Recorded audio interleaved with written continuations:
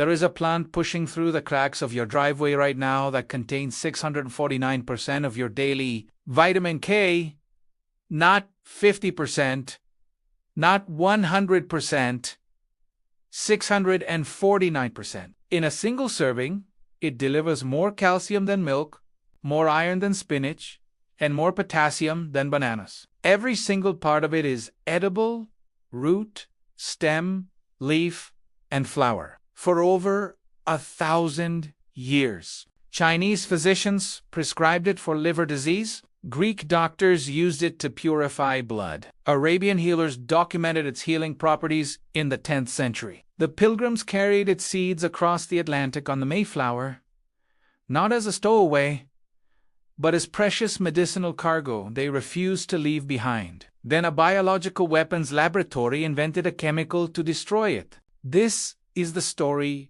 of the dandelion. What's in a name? Taraxacum? Both words carry deep pharmaceutical meaning. Taraxacum derives from the Arabi meaning bitter herb, first recorded by the Persian scholar Al-Razi in the 10th century. Officinale is a Latin classification reserved exclusively for organisms with established medicinal properties. The plant's common name comes from the French dent de lion, lion's tooth, named for the jagged edges of its leaves. This is not a weed. It is a living pharmacy that evolved 30 million years ago in Eurasia and has been healing human beings for most of recorded history. Ancient Egyptians cultivated it. Hippocrates, the father of Western medicine, prescribed it in Greece. Roman physicians documented its ability to treat liver disorders, digestive illness, and skin disease. In China, dandelion has been classified for centuries as pugongying,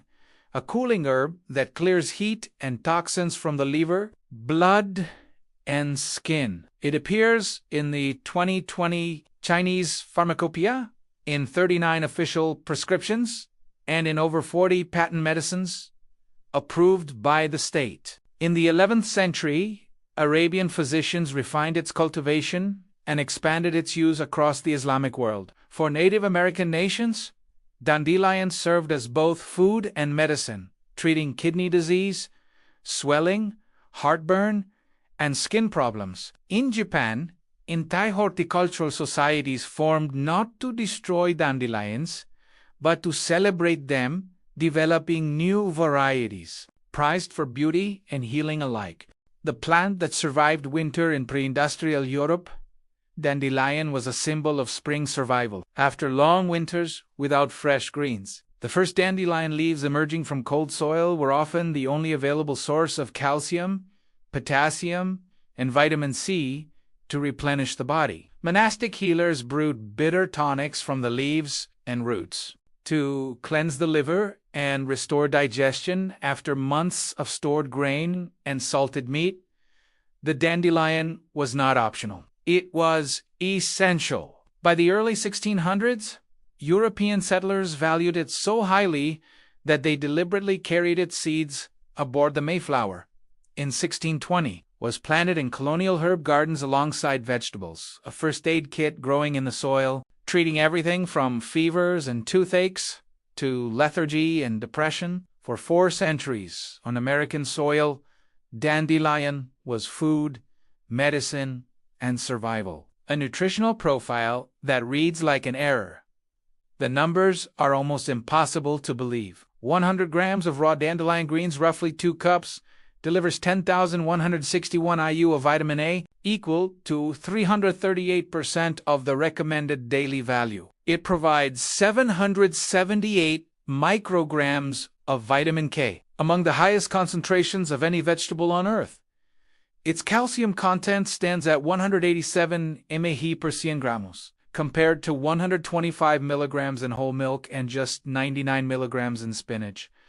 Dandelion beats milk by 50% in a nutrient that most Americans are chronically deficient in. It delivers 3.1 milligrams of iron per 100 grams, more than spinach, and 10 times more than carrots. Its potassium content of 397 milligrams exceeds that of a banana. It also provides 35 milligrams of vitamin C, meaningful levels of vitamin E, and B vitamins, and prebiotic fiber in the root called inulin, which feeds the beneficial bacteria living in your gut. All of this in a plant that costs absolutely nothing and contains only 45 calories per 100 grams. But the nutritional data is not even the most remarkable part. The cancer research in 2012, researchers at the University of Windsor in Ontario published a landmark study in the Journal of BMC Complementary and Alternative Medicine.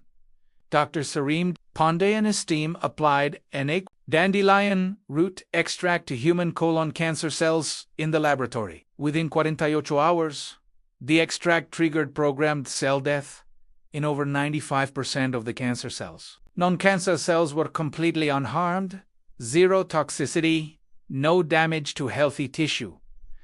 The team then moved to animal models. Mice given oral dandelion root extract showed a greater than 90% reduction in tumor growth compared to the control group. The mechanism was not a single pathway.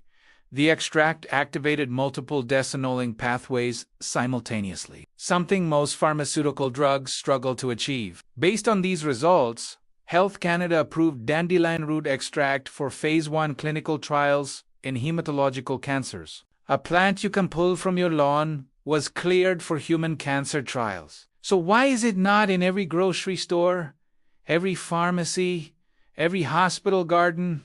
How a weapons lab turned it into a weed in 1942. The United States Army began building Camp Detrick in Frederica, Maryland, a center for biological weapons research. Scientists there tested over 1,000 synthetic chemicals for their ability to destroy crops and vegetation. Among them was a compound called 24-D. The military initially wanted to weaponize it to starve the Axis powers by destroying their potato and rice crops. That plan failed. Potatoes and rice tolerate 2,4-D. But researchers discovered something else entirely. 2,4-D killed broadleaf plants while leaving grasses completely untouched. In 1944, a researcher at the University of Chicago sprayed patches of lawn with the compound and documented that it killed 95% of dandelions with a single application, leaving grass perfectly intact. The chemical warfare agent had found its civilian target. By 1945, the American chemical paint company brought 2,4-D to market under the brand name Weed Begone, the first commercial broadleaf herbicide ever sold. In 1947, Dow Chemical released a 20-minute promotional film called Death to Weeds. The film portrayed broadleaf plants as enemies of the American people and Dow's chemicals as an arsenal of domestic warfare. Weeds were declared guilty and sentenced to death. These were not metaphors. They were the exact words used by the same companies that would later manufacture Agent Orange, the defoliant deployed during the Vietnam War, whose active ingredients included 2,4-D. The same compound sprayed on your lawn today was developed in a biological weapons laboratory and deployed as a weapon of war. The real cost of a perfect lawn. The U.S. lawn care market is now worth $60 billion a year. The herbicide market alone accounts for $11.4 billion.